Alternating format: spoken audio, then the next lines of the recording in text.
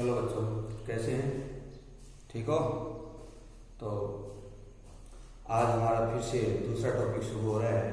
आपको पहले व्याकरणिक टॉपिक जो व्यवहारिक ज्ञान की बातें हमने बताई और उसमें दूसरा टॉपिक हमारा चालू हो रहा है कि आपने पहला टॉपिक पढ़ा भाषा, क्योंकि हमें ध्यान होना चाहिए कि पूर्व का अधिगम करना जरूरी होता है ताकि आगे की कड़ी उससे जुड़ती चली जाए। अब बात करते हैं भाषा के बाद में हमारी दूसरी कड़ी आती है व्याकरण। आप जानते हैं कि व्याकरण क्या है, व्याकरण का क्या महत्व होता है। आप जानते हैं कि किसी भी भाषा को यानी कि शुद्ध रूप में बनाए रखने के लिए तथा उसका मानक रूप निर्धारित करने के लिए नियमों की आवश्यकता होती है। आप जानते हैं कि नियमों की आवश्यकता क्यों पड़ती है? क्योंकि इन्हीं नियमों को योजनाबद्ध रूप में लिखे जाने पर उसे व्याकरण की संज्ञा से नवाजा गया, जाना गया। आप जानते हैं जैसे संविधान है, उदाहरण के तौर पे संविधान क्या है? संविधान नियमों की कुंजी तो है, और कानून जिसका पालन मनुष्य, जिसका प्रत्येक जो देश का नागरिक होता है उसका पालन करता है, तभी तो संविधान की उपयोगिता सिद्ध होती है। उसी प्रकार हम भाषा को शुद्ध रूप में किसके सहारे से हम सफलता अर्जित करते हैं? व्याकरण के माध्यम से। तो व्याकरण की परिभाषा किस प्रकार से सिद्ध करते हैं और व्याकरण का क्या महत्व होता है? व्याकरण का शाब्दिक अर्थ क्या होता है? व्याकरण का पारिभाषिक शब्द अर्थ होता है विश्लेषण करना, अर्थात टुकड़े करके उसको समायोजित करना, जानना। तो बच्चों, हम जानते हैं अर्थात व्याकरण वह शास्त्र है जो हमें किसी भाषा लिपि के शुद्ध रूप को लिखने तथा बोलने के नियमों का ज्ञान कराता है। आप जानते हैं कि क्या जाना आपने कि व्याकरण वह शास्त्र है जो हमें किसी भाषा लिपि के शुद्ध रूप को लिखने तथा बोलने के नियमों का ज्ञान कराता है, उसे व्याकरण कहते हैं। शुद्ध लिखना, शुद्ध पढ़ना आदि नियमों को व्यवहारिक रूप से जिस नियमों को पालन करके हम जानते हैं उसे व्याकरण कहते हैं। अब आती है कि व्याकरण के अंग क्या होते हैं। आप जानते हैं कि हमारे शरीर का निर्माण किन से होता है? विभिन्न अंगों से मिलकर के शरीर का निर्माण हुआ, छोटी छोटी मांसपेशियों के द्वारा मिलकर के इनका निर्माण हुआ है। उसी प्रकार हम भी जानते हैं। तो आज शुरू करते हैं हम ऑनलाइन क्लास हमारी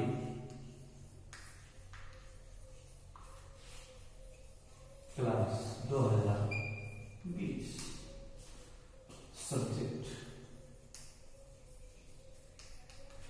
हिंदी। हमारा टॉपिक है, अध्याय है व्याकरण।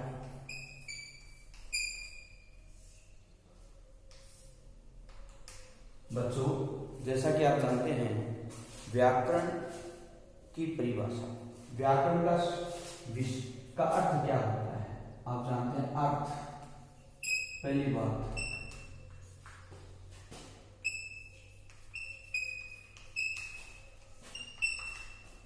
इसका व्यापक अर्थ होता है विश्लेषण।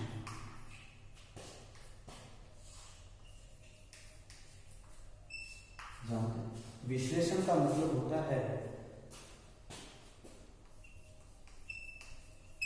प्रत्येक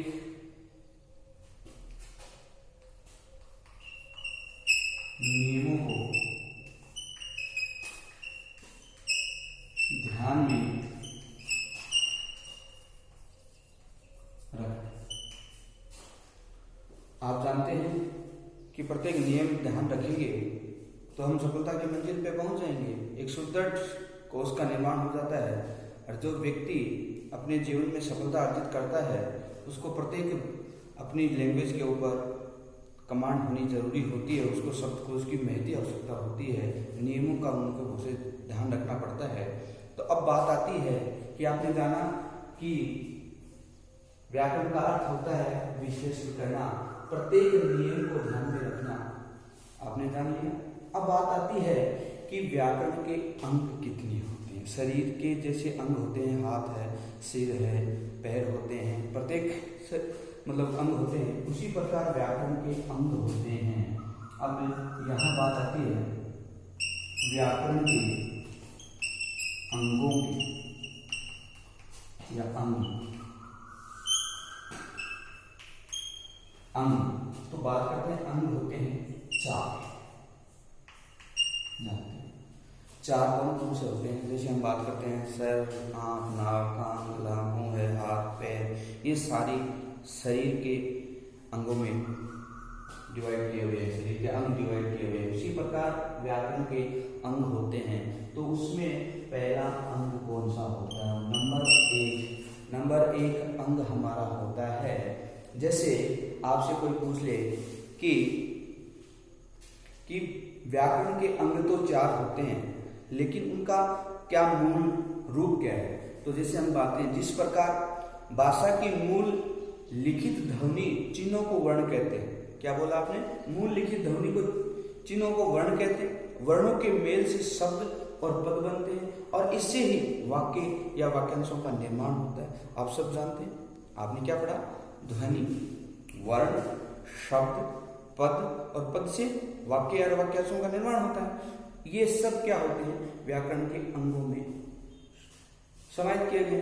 अब आती है पहला, हम जानते हैं, लेकिन वर्ण के अंगों में थोड़ा सा बदलाव किया गया है। जैसे वर्ण, पहला क्या बोला आपको जाना? वर्ण विचार। वर्ण विचार आपने पहले भाषा के रूप में पढ़ा, कि भाषा की इकाइयों के रूप में पढ़ा कि वर्ण जैसे ध्वनि है, वर्ण है, शब्द है, पद है, ये सब सारे पढ़े आप लोगों ने। लेकिन यहाँ व्याकरण के अंग में उसकी उपयोगिता और उसके जो रूप होते हैं थोड़े बदल जाते हैं। जैसे वर्ण, पहला वर्ण विचार, यहाँ पर देखिए योजक चिन्ह आ रहा है। कौन सा आ रहा है? योजक चिन्ह बीच में। जैसे हम संस्कृत में कहते हैं जय, या हिंदी में और का प्रयोग होता है। वर्ण विचार, वर्ण और विचार कैसे किया जाता है? जैसे वर्णों से संबंधित, क्या बोला?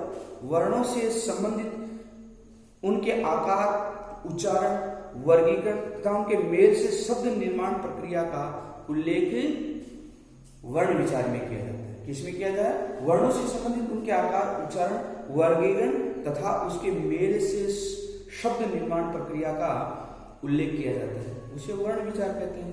आप जानते हैं किसमें? कि आकार, पहला आता है आकार, आकृति, प्रकृति आपने जाना होगा, और वर्गीकरण, वर्गीकरण जिसको वर्ड डिवाइडेशन बोलते हैं, और तथा उनके मेल, एडिशन, जोड़ आदि का उल्लेख किसमें होता है? वर्ण विचार में होता है। आपसे कोई पूछे कि वर्ण विचार क्या होता है? कि आकार, वर्गीकरण, मेल आदि का उल्लेख जिसमें किया जाता है उसे क्या कहा जाता है? वर्ण विचार कहा जाता है। अब दूसरी बात आती है, दूसरा हमारा जो आता है वर्ण विचार के बाद में शब्द विचार। आपने जाना होगा भाषा में शब्द क्या होते हैं? शब्द विचार। आपने ये भी जाना होगा कि वर्णों के साथ सार्थक मेल को शब्द कहते हैं।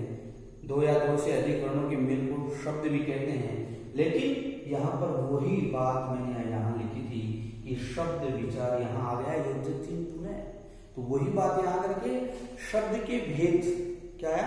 शब्द के भेद, उत्पत्ति, व्युत्पत्ति व रचना आदि के साथ शब्द के प्रकारों का उल्लेख होता है। क्या बोला मैंने? शब्द भेद। पहला क्या होता है? शब्द भेद, और बाद में उत्पत्ति, बाद में आपको बताया था व्युत्पत्ति, व्युत्पत्ति आदि रचना के साथ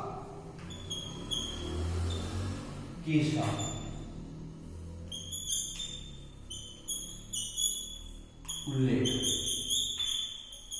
बस सीधो सो काम है कि शब्द विचार में शब्द के भेद, उत्पत्ति, उत्पत्ति, रचना के साथ उल्लेख जिसमें किया जाता है वो शब्द विचार होते हैं।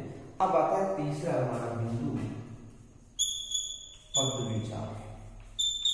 प्यारे बच्चों, पद किन से बनते हैं?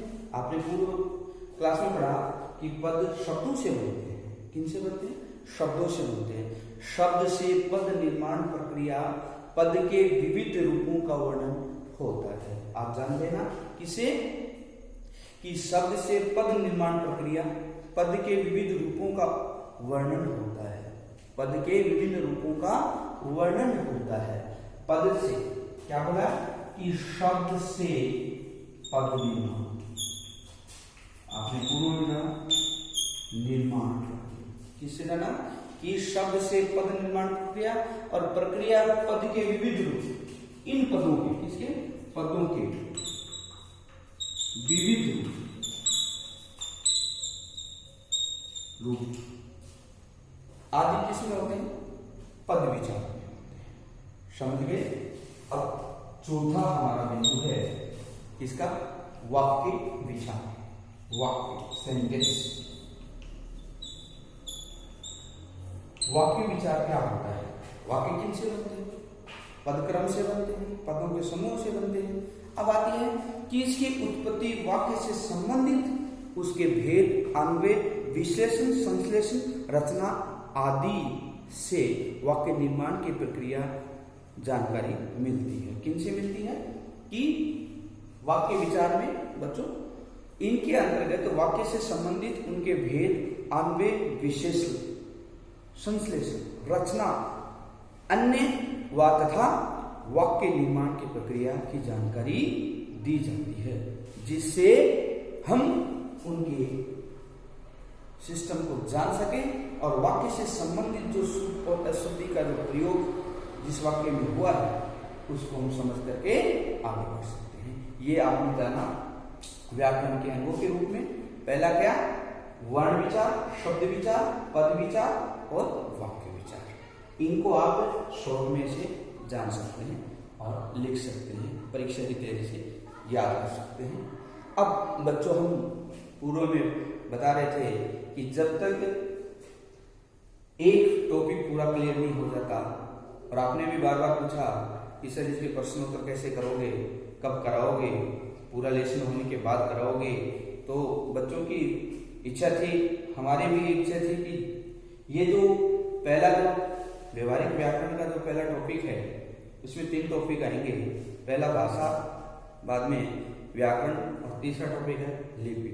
इन तीनों को क्लियर कराने के बाद में तीनों के एक साथ प्रश्नोत्तर करवा देंगे और उसको आप याद कर लेना, जिससे आपकी समझ में आ जाए। पहले टॉपिक क्लियर करना जरूरी होता है। ठीक है, ये समझ गए होंगे। एक बार पुनः मैं इस सब्जेक्ट को समझा देता हूं। पहला टॉपिक था हमारा अध्याय में व्याकरण। व्याकरण का अर्थ होता है विश्लेषण करना, प्रत्येक नियमों को ध्यान में रखकर करना।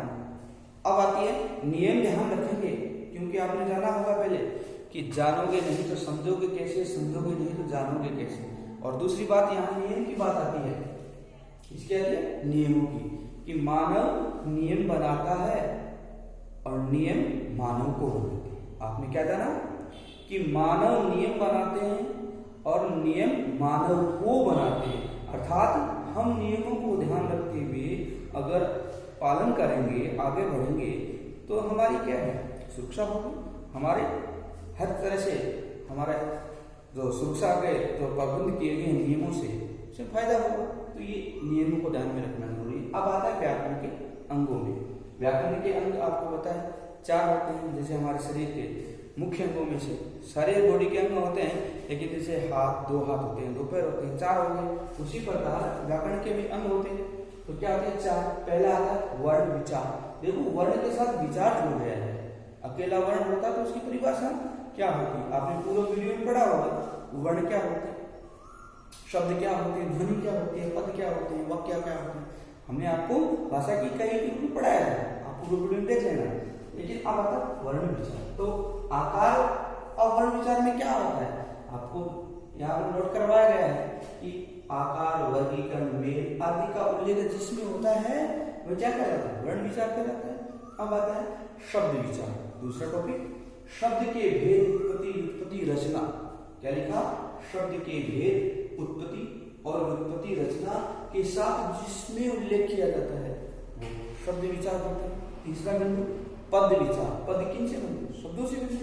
अब आता है शब्द से पद निर्माण तथा पदों के विविध रूपों का उल्लेख जिसमें होता है पद विचार होते हैं। अब अंतिम आपका जो चौथा बिंदु है वाक्य विचार, जिसके अंतर क्या है? वाक्य से संबंधित। इसे वाक्य से संबंधित, वाक्य से संबंधित उसके भेदों का उल्लेख। वाक्य से संबंधित उसके भेद जो होते हैं और उसका संश्लेषण, एक और होता है संश्लेषण।